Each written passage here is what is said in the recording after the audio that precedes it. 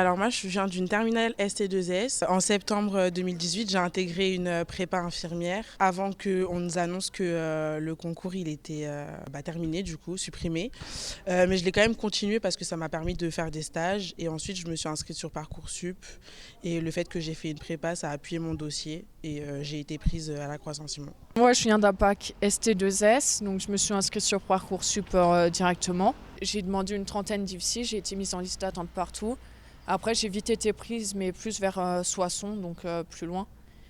Mais j'étais rassurée d'être prise quelque part. Et après, j'ai attendu que les listes d'attente remontent et ça monte assez vite. Je suis arrivée dans cette école via Parcoursup. Je me suis inscrite, mais j'étais en liste d'attente moi aussi. Et j'ai eu une réponse fin juin. Et en fait, j'avais 5 propositions et je devais choisir une des écoles qui me proposait l'école d'infirmière. Et j'ai choisi IFSI Croix-Saint-Simon parce que déjà, c'était une école la plus proche de chez moi et elle était bien réputée aussi. Moi, j'ai déjà passé l'étape du bac, l'après-bac. Du coup, je me suis réinscrit sur Parcoursup, j'ai fait ma demande et j'étais accepté directement. Moi, j'ai fait un bac S du coup et je me suis inscrit sur Parcoursup. J'ai mis plusieurs IFSI et pareil, j'ai été mis en liste d'attente. L'année dernière, j'ai essayé de passer le concours, mais je ne l'ai pas eu. Du coup, j'ai préféré passer par Parcoursup. Je suis diplômée aide-soignante, mais j'ai pu m'inscrire sur Parcoursup parce que j'avais le bac. J'ai eu plusieurs vœux qui ont été acceptés. Il fallait que je fasse un choix, tout simplement. Et j'ai fait le choix de la Croix-Saint-Simon. Oui, ça m'a semblé compliqué parce qu'au début, il y a des points que je ne comprenais pas. Je travaillais et du coup, je ne savais pas si je pouvais passer par Parcoursup. Justement, il y avait quand même une manque d'informations par rapport à ce détail-là. Moi, je trouve que c'est un système qui ne marche pas du tout. Alors moi, c'est vrai que ça ne m'a pas trop affectée parce que j'avais un bon dossier. Enfin, même si au début, j'étais sur liste d'attente, en fait, j'ai été acceptée très vite dans plein d'établissements et j'ai pu choisir l'établissement qui me convenait le plus. Mais c'est vrai que déjà, les modalités, au moment de l'inscription, c'était long, compliqué. Ça peut générer du stress dès lors qu'on attend les réponses des écoles. Pour moi, c'était plutôt simple. Après, faut travailler vraiment toute l'année. Il ne faut pas juste miser sur le concours. C'était plus simple par Parcoursup que par concours.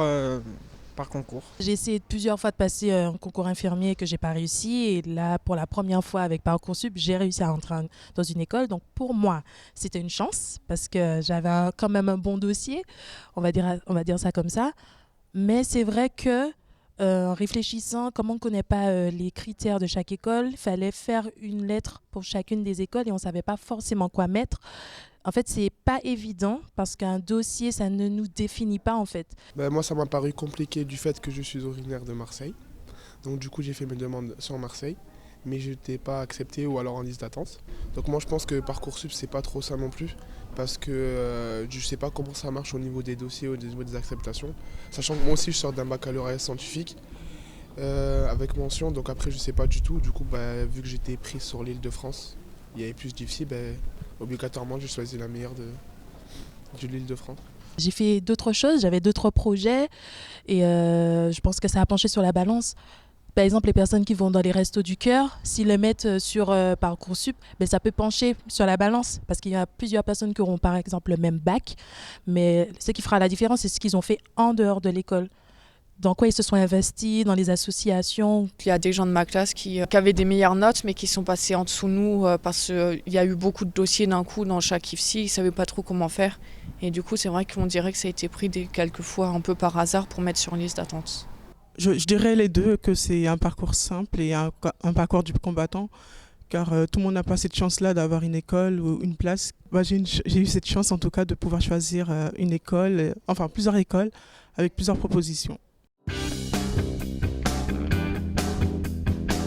Mettre pour chacune des écoles les critères sur lesquels ils sélectionnent, puisqu'on est un peu dans le flou, on ne sait pas qu'est-ce que les écoles attendent, donc on fait un truc en général. C'est aussi la sélection, c'est vrai que ce n'est pas évident, mais pour moi, Parcoursup devrait vraiment cibler des personnes précises et qu'il y ait d'autres solutions pour les personnes, par exemple, qui sont plus âgées, parce que pour passer par Parcoursup, c'est les bacheliers qui sont, selon moi, c'est les bacheliers qui sont privilégiés, tandis qu'il y a des personnes qui ont l'expérience, mais pas forcément le bac. Donc, OK, il y a le concours, mais pour moi, Selon moi, on pourrait améliorer déjà la rapidité du processus parce qu'il y a beaucoup de gens donc, qui ont été au courant de leur affectation, mais début septembre. Moi, en fait, je trouve simplement que le système de Parcoursup, c'est un système qui est trop informatisé et qu'on n'a pas de réelles personnes à qui s'adresser en cas de problème, c'est-à-dire qu'on s'adresse à des machines